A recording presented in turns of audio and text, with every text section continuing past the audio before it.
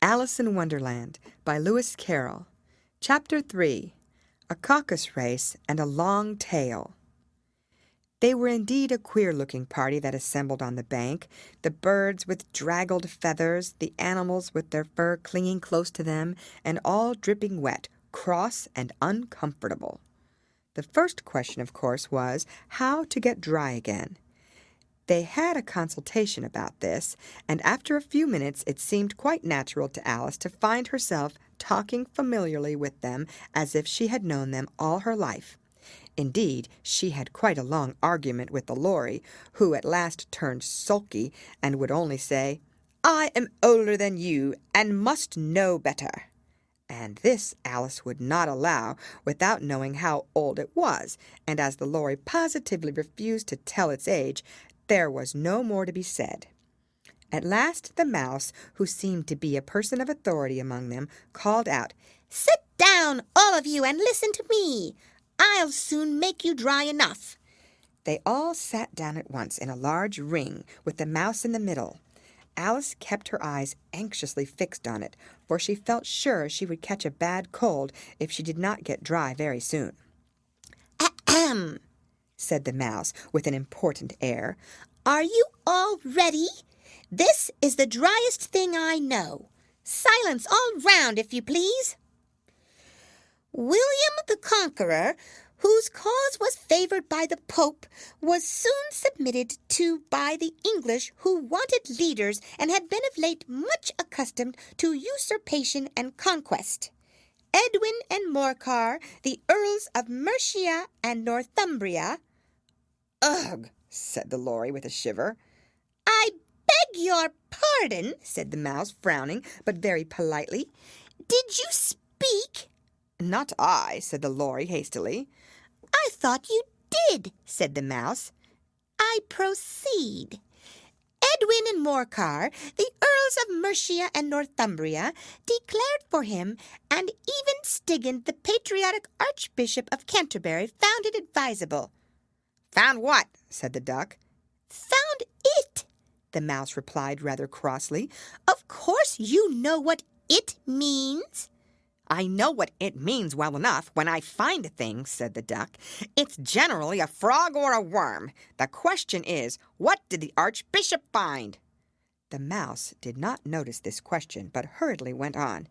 "Found it advisable to go with Edgar Atheling to meet William and offer him the crown. William's conduct at first was moderate, but the insolence of his Normans. How are you getting on now, my dear?" it continued, turning to Alice as it spoke. "As wet as ever," said Alice in a melancholy tone. "It doesn't seem to dry me at all." "In that case," said the Dodo solemnly, rising to its feet, "I move that the meeting adjourn for the immediate adoption of more energetic remedies." "Speak English," said the Eaglet. "I don't know the meaning of half those long words, and what's more, I don't believe you do either." And the Eaglet bent down its head to hide a smile. Some of the other birds tittered audibly. "What I was going to say," said the Dodo in an offended tone, "was that the best thing to get us dry would be a caucus-race." "What is a caucus-race?" said Alice. Not that she wanted much to know, but the Dodo had paused as if thought that somebody ought to speak, and no one else seemed inclined to say anything. "Why," said the Dodo, "the best way to explain it is to do it."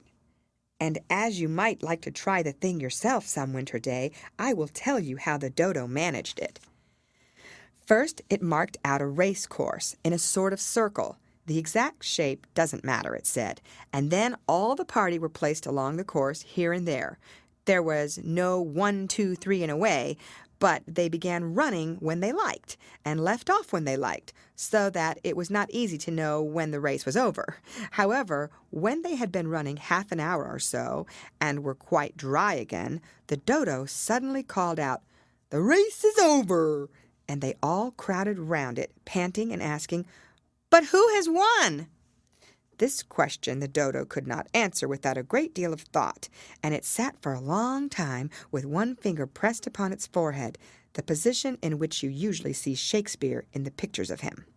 While the rest waited in silence, at last the dodo said, Everybody has won, and all must have prizes.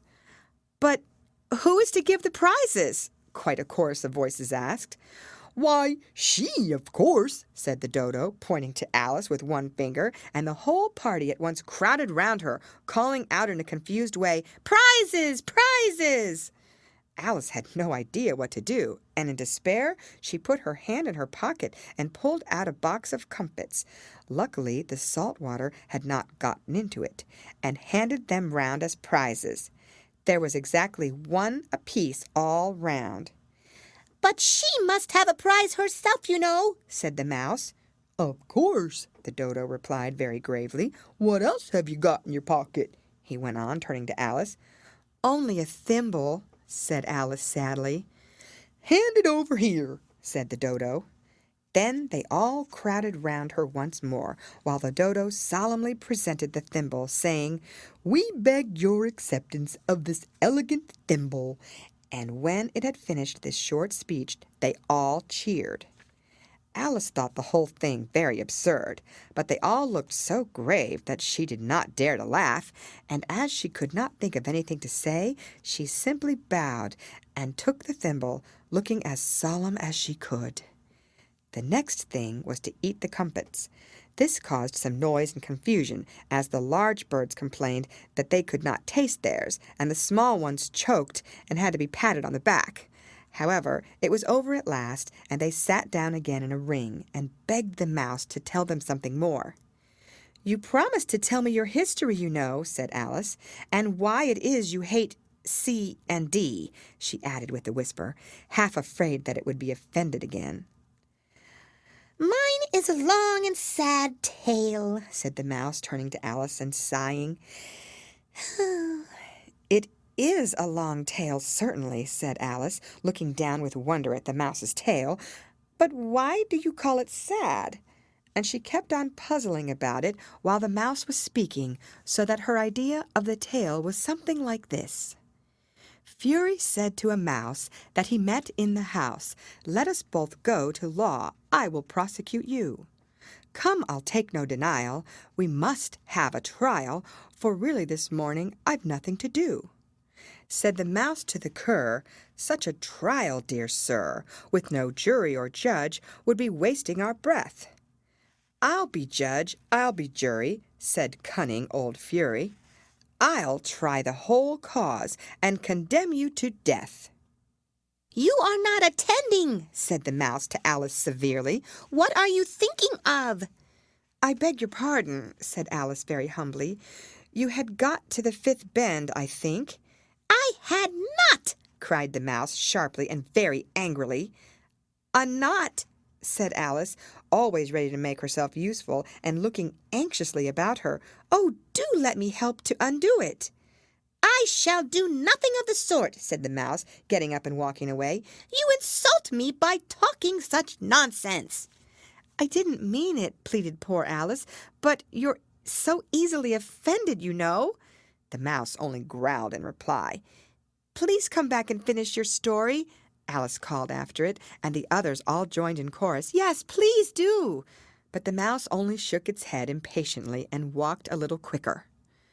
"What a pity it wouldn't stay," sighed the lory as soon as it was quite out of sight, and an old crab took the opportunity of saying to her daughter, "Ah, my dear, let this be a lesson to you never to lose your temper. Hold your tongue, Ma," said the young crab a little snappishly. "You're enough to try the patience of an oyster."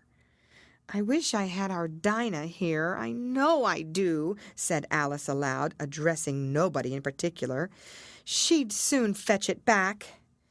"And who is Dinah, if I might venture to ask the question?" said the lory. Alice replied eagerly, for she was always ready to talk about her pet. "Dinah's our cat, and she's such a capital one for catching mice, you can't think. And oh, I wish you could see her after the birds. Why, she'll eat a little bird as soon as look at it." This speech caused a remarkable sensation among the party. Some of the birds hurried off at once. One old magpie began wrapping itself up very carefully, remarking, "I really must be getting home. The night air doesn't suit my throat." And a canary called out in a trembling voice to its children, "Come away, my dears. It's high time you were all in bed." On various pretexts, they all moved off, and Alice was soon left alone. "I wish I hadn't mentioned Dinah," she said to herself in a melancholy tone. "Nobody seems to like her down here, and I'm sure she's the best cat in the world. Oh, my dear Dinah, I wonder if I shall ever see you any more." And here poor Alice began to cry again, for she felt very lonely and low-spirited. In a little while, however, she again heard a little pattering of footsteps in the distance, and she looked up eagerly, half hoping that the mouse had changed his mind and was coming back to finish his story. End of chapter.